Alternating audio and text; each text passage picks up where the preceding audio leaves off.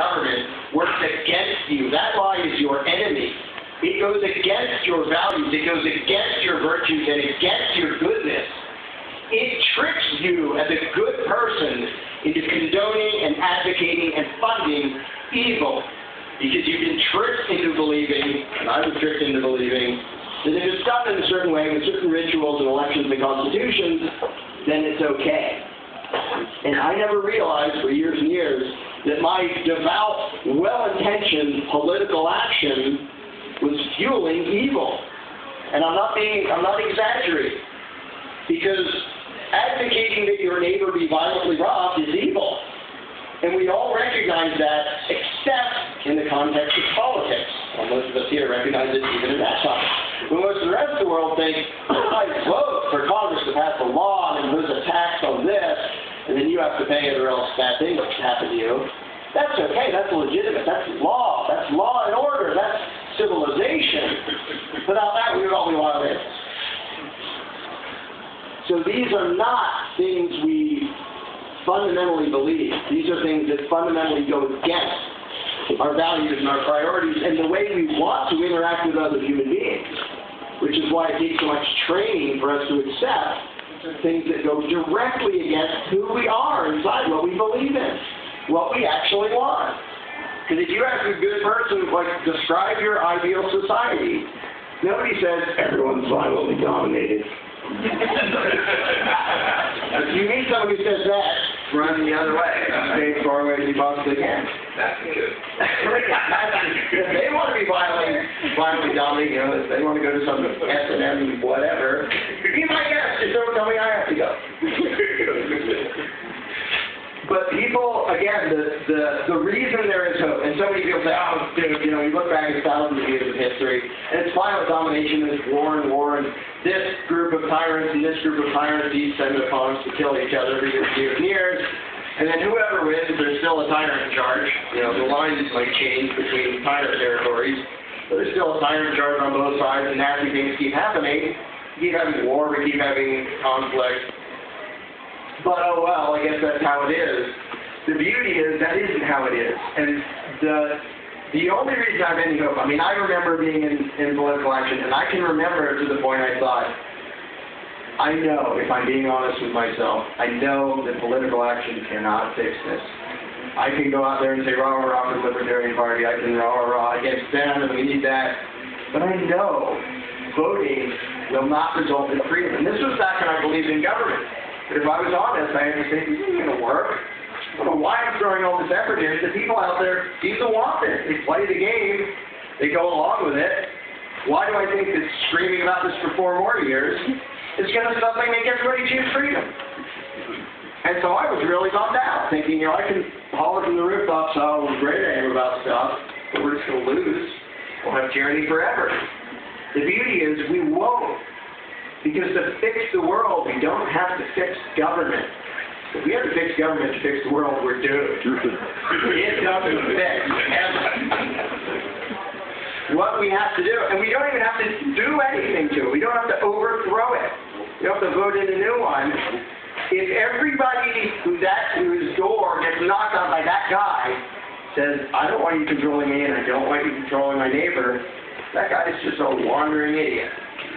That is what the U.S. Congress should be. Wandering idiots who say, can't we be in charge? And 300 million people saying, no, I don't want you in charge of me. I don't want you in charge of my neighbor. Leave us all alone. And that is all that has to happen. And it's so easy to imagine government as this massive, powerful thing. Oh, it has all these resources. Yeah, it has it because we give it to them. And we give it to them, because most of us think we have an obligation to. If we all looked at the guy at the front door and said, go away, you're not getting any of my money, they wouldn't have any money. The politicians don't reach into their own wallets to pay for a tank or an aircraft carrier. They reach into our wallets. And if 300 million of us said, you don't get to reach into our wallets, we don't want that, they couldn't do anything. Well, they're big and powerful and they have the military. Well, last time I checked, the congressmen aren't the ones driving tanks around. Soldiers are. And if the soldiers figure out, I don't have an obligation to do what that guy says, and I'm responsible for my own actions, then you get the sort of liberal hippie version, which is still true, but is, what if they had a war and nobody came? That's what universal acceptance of voluntarism would be. One group of tyrants says, we're going to claim that group of land, go invade. And all the people in that piece of dirt say, who are you? You're a lunatic, go away. And the other group of tyrants says, we have to invade that. And all the people of this says, no we don't, we're getting along just fine, please go away. All of their power. Congress doesn't show up on a battlefield. Congress doesn't fund anything. Congress doesn't produce any value, any wealth, anything that does anybody any good. All the power is because we give it to them because we go along with it. And if that goes away, they really are a paper tiger. Not even paper. They're an invisible nothing that we hallucinate into being powerful. And you can very easily do an analogy of, there's some sort of primitive tribe and some nasty guy who knows technology shows up and he knows how to do a few tricks and he can go ooh and ah and he says, I'm a god and you must give me sacrifices and give me money and worship me and do all that. And they do it thinking that he really is all-powerful. And the thing is, he is all-powerful if they all think he is, because they all obey him and they enforce his commands because they think he's powerful. They make it true by imagining it to be true. But the day they all go, oh, you just have some gadgets and we don't quite know how they work. You're just one guy. We could hurl you into the volcano if you felt like it. You're just one guy. Then he isn't powerful anymore. The exact same thing is true of every government on earth, including the nastiest authoritarian regimes you can think of. Because their victims and their enforcers are the ones who gave them that power. And if they ever wake up and realize that the guy knocking at the front door is not their friend, they can take that power away. And all the politicians will be is narcissistic, sociopathic lunatics mumbling to themselves in a corner about how important they are. And you don't have to do anything to them. Nobody will even hear, nobody will care. So for them, it must be unpleasant to live such a deluded life. So, oh well, let's go do whatever you want. So there is hope for humanity. If you rely on politics, there isn't the slightest shred of hope in the world. But there is hope because all people have to do is outgrow a particular lie. And they already have all the virtue they need, all the wisdom they need. I'm all for people being even nicer and even more intelligent. We don't even need that to get a world that is 100 times better than we have now if they will just let go of that one lie called authority in government and just say, all right, now we're just people, what do we do? Because most people, when that's the question, they think, well, I don't want to be in violent conflict. Like, how do we cooperate in a way that isn't that? And the funny thing is that when people start to think about a world without a government, that's their first concern. How will we have a world without violent conflict if we do away with that thing that's responsible for most of the violent conflict in the world? And it is so backwards. And again, I believed it for years and years. I thought government was a civilizing influence on society. And now that I recognize what it is, I'm really ashamed I ever believed that. And I think, how did I ever believe that? And the only reason I did is because since I was a little kid, I heard it from everybody around me. Well, this is democracy, this is great, yada, yada, yada. So I accepted it just the way kids accept Santa Claus. The difference is, when kids get old enough, parents say, well, Santa Claus isn't real. What we need is to tell all the kids, the little ones and the big ones, government isn't real either. And then it's gone, and it has no power. So, I can keep ranting at infinitum. If anybody has a question or a comment or I've got to be the one to ask. Who built the road? It's actually thank you. When you use the example of the island, I will ask that. Like, let's say somebody says, I think it might be important if we want to get rescued to have a big fire. We should probably have it at the top of the mountains so people can see it from farther away. I would like to be able to pass up there, because right now it's jungle. Now, who is in favor of, I get to force everybody to build a path up there?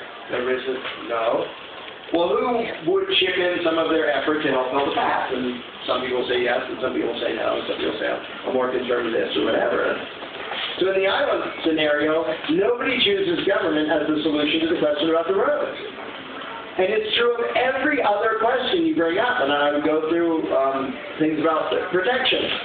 Like we have one guy who gets caught stealing stuff from other people. And this was one of the most interesting things that happened in these discussions, is I put the scenario of, okay, this guy was caught red-handed stealing stuff from other people, like fish that somebody else caught, and he was caught stealing it, he admitted it. What do we do about that? And that question, and then I would just kind of let the discussion go free-for-all for a while. That question is so revealing because it shows why people want authority and why you really, really, really shouldn't have authority. The why they want it is they want someone else to deal with that inconvenient stuff. Just call 911 and turn them over to the cops and don't even have to think about it because it's uncomfortable to think, here's a human being, we have him in custody, I don't even particularly like that. Now we have to think, how do we make him not steal fish? I don't want to lop his head off for stealing a fish. That's a little harsh. But what do we do? And I'll have people actually have discussions. Well, what do you do? And some people will say, well, first of all, how about talking to him and finding out why he thinks he needs to do that? Is it just somebody he's trying to fish, maybe? Or is there some other psychological thing? And other people are like, well, if that doesn't work, we need some sort of disincentive, like, I don't know, climb into a tree for an hour. Every time you get caught catching it, that's pretty humiliating. That might not be a concern. And whatever the direction the discussion goes, the people's priority are always twofold. Stop him from hurting others and minimize the harm to him. People don't say, just whack his head off. Because they know he's a human being. We want to be as nice to him as we can while making him be nice to us. Government doesn't ever do that.